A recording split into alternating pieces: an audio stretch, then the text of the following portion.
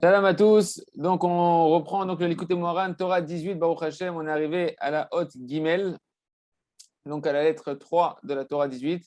Donc, en résumé, Rabbeinu Akadosh est en train de nous expliquer comment on peut entreapercevoir les plaisirs du monde futur, avoir un paradis sur terre, goûter au paradis sur terre, de sentir Hachem, la douceur d'Hachem. Amash, c'est d'entreapercevoir un peu le but de la création qui est de faire kiffer chaque Neshama.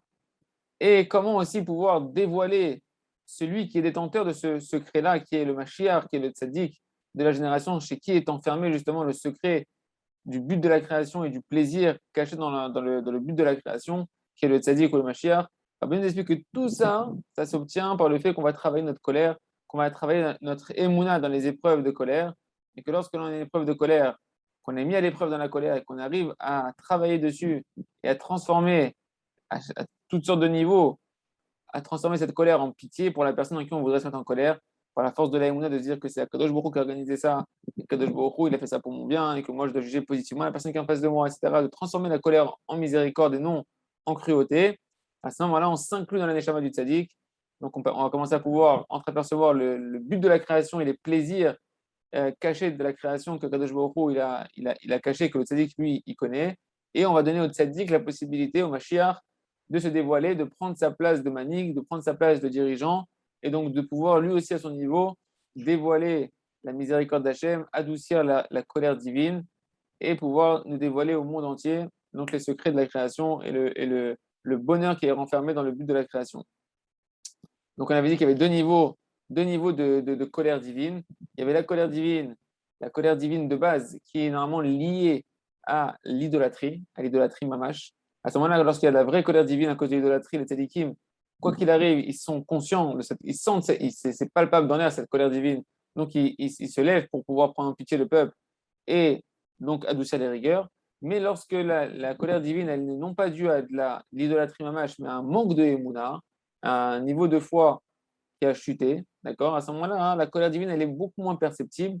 C'est une colère divine qui est très, très, très faiblement perceptible, puisque la colère divine d'Hachem, c'est qu'un instant, c'est marqué que qui regarde et à peau, sa colère, elle est d'un instant. Donc, si elle est encore plus réduite, parce que c'est pas à cause de l'idolâtrie, mais à cause d'un manque de émouna, donc cet instant, il devient très, très, très, très, très faible. Et donc, les tzadikim, eh ben, à ce moment-là, ils n'apparentent pas le fait qu'Hachem, il a voilé sa face. On a dit que la colère divine, c'est un voilement de la face d'Hachem.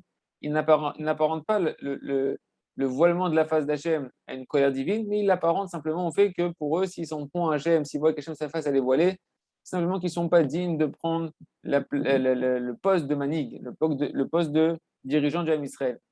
Et par contre, quand nous, on va maintenant transformer notre colère en miséricorde, on donne au tzaddik à ce moment-là la possibilité, on couronne le tzaddik de la couronne de la direction du Ham Israël, où le tzaddik va sortir de sa fausse humilité et va prendre conscience de son rôle et de son importance et va diriger le Ham Israël et donc sortir le Ham Israël de la colère divine dans laquelle il était et pouvoir dévoiler la face d'Akadosh Baruch Hu, la miséricorde d'Akadosh Baruch Hu. Très bien. Maintenant, on est arrivé à la lettre Gimel. Rabbi nous dit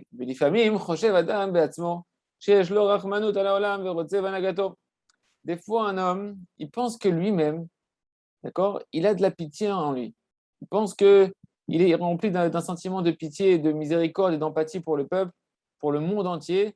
Et donc, il veut prendre les rênes de la direction du peuple juif ou du monde pour pouvoir gérer le monde et prendre en pitié le monde comme lui, il comprend qu'il faut prendre en pitié le monde. Hein, c'est un peu on va pas parler forcément des rabbinim, même s'il y a aussi au niveau des rabbinim, mais même les hommes politiques, etc. Soi-disant, ils veulent prendre en pitié le peuple pour savoir comment gérer le peuple. ובאמת זהו הרודף אחר הכבוד, ותולה את רדיפתו ברחמנות. ובאמת הוא רחוק מהרחמנות הזה. En réalité, il n'est pas en train de chercher à prendre en pitié le peuple, ni le monde. En réalité, il court d'après la recherche des honneurs qui va avec la couronne de la direction. Et il fait dépendre sa volonté de prendre la direction, non pas de la recherche des honneurs, mais de sa miséricorde, qu'il a de la miséricorde pour les nations, enfin pour le peuple, qu'il a de la miséricorde pour l'humanité. Mais tu me diras, mais en réalité, il est très loin de la vraie miséricorde, de la vraie pitié qu'il faut avoir pour les créatures d'Hachem. D'accord? Donc maintenant, comment un homme il va savoir si jamais, quand il a envie il sent qu'il a une possibilité de prendre un peu plus de place dans la direction, dans sa dimension de royauté, elle peut grandir en lui. Comment il va savoir si ça provient maintenant d'un sentiment de kavod ou bien que c'est vraiment un sentiment de miséricorde et de pitié qu'il a pour les créatures? Alors on dira, ben non. Ki kol zman she'en la'adam emuna b'shlemut, she'en shlemut acharav, vadaï en lo lekabel hamenucha v'hanaga. L'indicateur de savoir si tu es digne ou pas de pouvoir prendre les rênes de la royauté, c'est lorsqu'une personne y voit, est-ce qu'il a sa émouna qui est parfaite, sa foi qui est parfaite, ou si sa foi n'est pas parfaite. Parce que tant qu'un homme y voit, il nous dit Rabbanouk, tant qu'un homme n'a pas une foi parfaite, qu'il n'y a pas d'autre perfection que ça. Je ne sais pas si on entend bien ce qu'il dit Rabbeinu Kadosh. Il n'y a pas de plus grande perfection. La seule perfection qui existe sur Terre, c'est d'avoir une émouna parfaite. La perfection, le summum de ce qu'on doit viser, c'est d'avoir une émouna shlema. La émouna beshlemut, en shlemut acharab, nous dit Rabbeinu. Il n'y a pas de plus grande, il n'y a pas de plus grande perfection. Et ça ne demande pas d'être forcément parfait dans tous les domaines, ça demande de travailler sa émouna dans sa perfection. Bien évidemment, celui qui aura une émouna shlema au final, il pourra parfaire tous les problèmes. Mais celui qui n'a pas une émouna parfaite, il ne peut pas recevoir la royauté et la direction du peuple. D'accord? Donc avant qu'un homme il va maintenant chercher à prendre la direction, avant de vouloir maintenant être un dirigeant, eh ben, il faut avant tout travailler sa émouna. Vérifier à l'intérieur de soi combien sa émouna est shlema ou si elle n'est pas shlema. Que peut-être qu'il y a des fois où en réalité, eh ben, il va se rendre compte qu'il trébuche au niveau de sa émouna, et donc c'est un signe qu'il n'est pas digne de pouvoir prendre la direction du Ham Israël, la direction générale.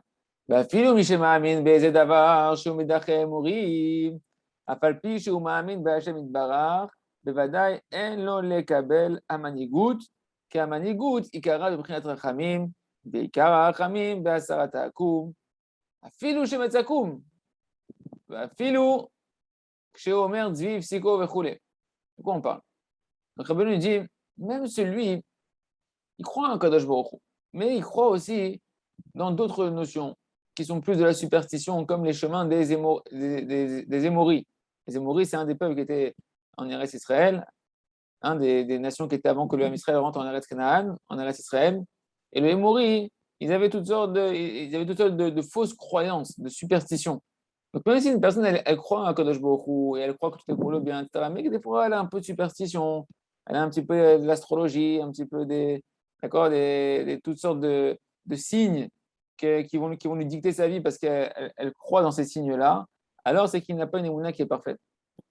Bien, il nous dira Beno, bien qu'il peut avoir une foi en Kadosh Baruch Hu, mais c'est sûr qu'il ne peut pas recevoir la direction du Ham Israël, le fait d'être dirigeant. Pourquoi? Parce que la direction, la manigout, l'essentiel de la capacité de diriger correctement des créatures d'Hachem, ça doit provenir, la qualité essentielle qu'il faut avoir, c'est la miséricorde. Kadosh Baruch Hu, il a créé ce monde pour dévoiler sa miséricorde. Hachem, c'est le dirigeant du monde. Il a créé ce monde pour dévoiler sa miséricorde, comme on a vu dans la Torah 17. Chelek Alev, du Likutei Moharan, dans la Torah 17. Chelek Bet, du Likutei Moharan. Kadosh Baruch Hu, il a créé le monde, il a créé que pour voir les points positifs qu'il y a dans chaque juif. Hachem, il ne voit pas le mal que dans chaque juif. Hachem, il est que miséricorde et il nous a créé pour qu'on connaisse la miséricorde. Le dirigeant du monde, celui qui veut, au niveau humain, prendre la direction du Ham Israël et qui est fait pour la direction du Ham Israël et donc pour la direction du monde, il doit être à l'image d'Hachem, c'est-à-dire être un dirigeant rempli de miséricorde, qui à travers lui, on prend conscience de la miséricorde d'Hachem. À travers lui, comme on l'a vu dans la Torah 17, le tzaddik, son travail, c'est qu'il voit tout le temps les points positifs, il est tout le temps en train de voir, même chez le plus grand des fauteurs, encore comment Hachem peut se délecter de lui, comment trouver encore une pierre précieuse à l'intérieur de lui, une bonne pensée, une bonne parole, une bonne action. D'accord? Ça, c'est le manig. Le manig, il doit être rempli de rachamim. Et cette rachamim nous dit Rabbeinu, veika rachamim ba'asara takum afilu shemetzakum. Pour arriver à la vraie rachamim, qui est la rachamim qui se rapproche de la rachamim d'Akadosh Baruch Hu, bien qu'Hachem il est infini dans sa miséricorde, mais celui qui va pouvoir vraiment être proche de nous faire transparaître la miséricorde d'Hachem sur terre à travers sa miséricorde à lui qu'il a du peuple, eh ben, il faut qu'il arrive à retirer toute l'idolâtrie qui est en lui, même un soupçon d'idolâtrie, il doit le retirer. D'accord? Il doit ne plus avoir aucune superstition, aucune fausse croyance à l'intérieur de lui. Et même si, filou, même si jamais maintenant c'est des petites fausses croyances qu'il a, d'accord? Des petits signes qui vont lui dicter sa vie. Comme par exemple, il nous dit Rabbeinu, Moshe Omer Tzvi Psiko. Il dit par exemple, c'est la gazelle qui m'a il a croisé une gazelle, le bonhomme était en chemin.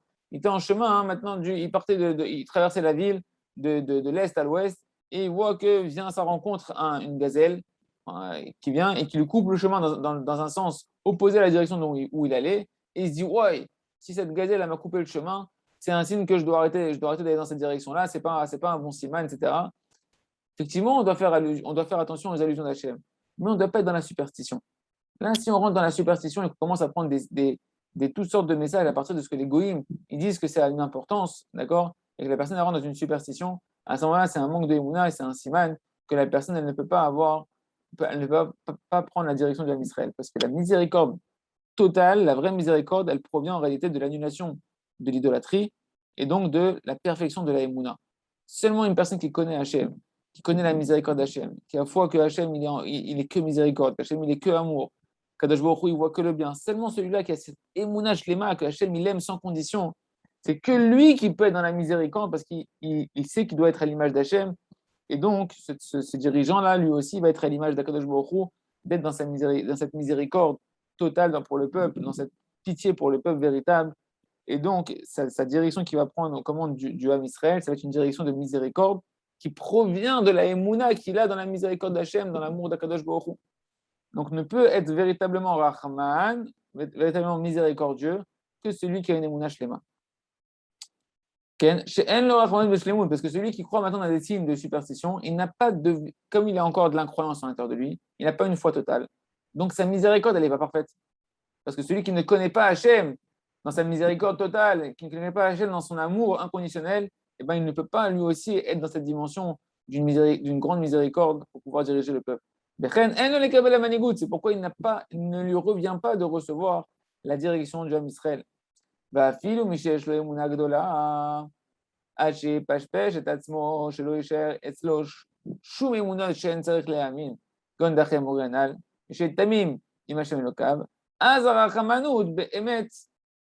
אז הרחמנות באמת, ולא ראוי להנהיג. Il dit Rabbeinu,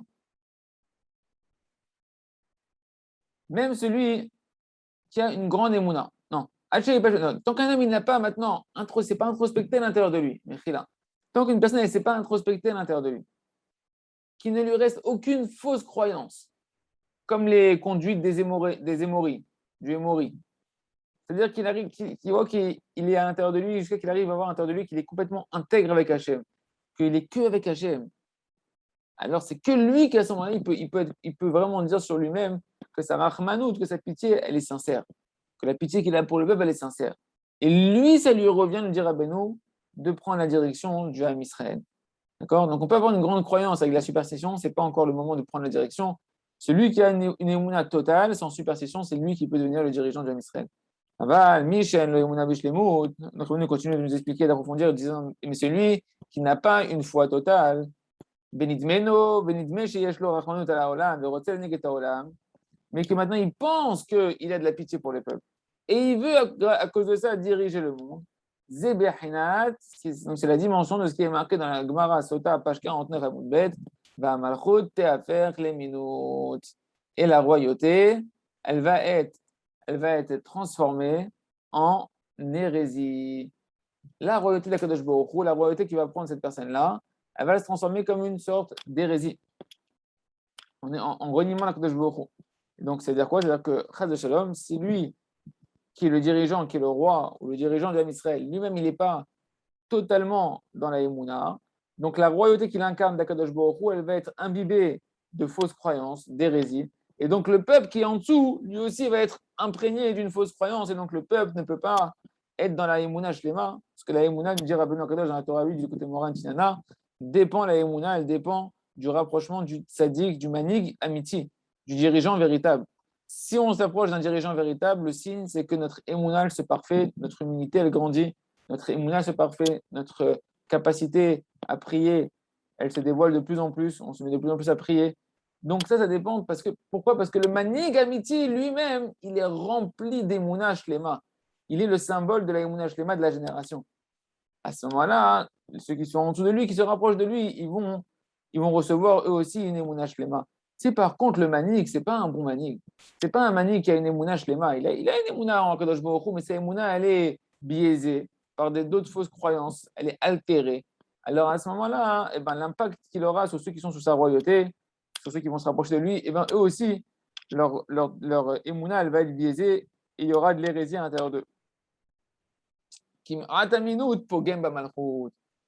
que même un peu d'hérésie, ça va endommager la royauté, la qualité de la royauté du dirigeant et donc la transparence de la royauté d'Hachem.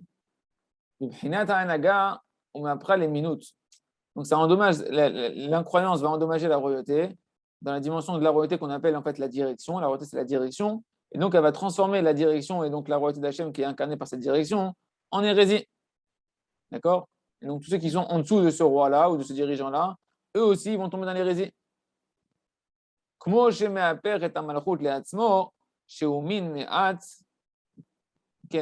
la même manière que lui, ce dirigeant, il prend la royauté pour lui, alors qu'il est encore un petit peu incroyant, il lui manque un peu de perfection de sa émouna, il a encore un peu de superstition et des fausses croyances à l'intérieur de lui. De la même manière, la royauté d'Akadosh Baruch Hu, et donc ceux qui vont recevoir cette royauté d'Akadosh Baruch Hu à travers lui, elle aussi, elle va se transformer au lieu d'être une royauté de la Gdusha, ça va être remplie de émouna, shlema, ça va être une royauté d'Hachem qui va être vécue avec de l'hérésie. Et c'est ce qu'on a aujourd'hui, c'est-à-dire qu'on a, même dans l'âme Israël, chacun d'entre nous, on n'a pas une émouna shlema, on n'a pas une émouna qui est parfaite, on a une émouna qui est imbibée de fausses croyances, on a peur d'Hachem d'une mauvaise manière, on pense de mauvaises pensées sur Akadosh Baruch Hu, on n'est pas Bessimchat Tamid, etc. Pourquoi? Parce qu'il n'y a pas, on ne connaît pas le véritable dirigeant de l'âme Israël qu'on attend, le Mashiach Tzidkenu, c'est toujours pas révélé, et donc chacun à son niveau, on a une royauté qui est sur nous, qui est une royauté qui est comme elle est, pas une royauté, une émouna qui est défaillante. Et c'est pour ça que Rabbeinu Akadosh a dit qu'il faut énormément prier pour se rapprocher des tzadikim amitim, parce que même s'ils ne sont pas dévoilés, rappelez-vous qu'on a dit que tant que la émouna n'est pas parfaite à l'intérieur de nous-mêmes, les manigim, ils sont cachés. Même si ils ne sont pas dévoilés, le fait qu'on prie pour se rapprocher des tzadikim amitim, les manigim, les dirigeants, ils sont là. Le manig de la génération, il est là, même s'il est caché, il est là.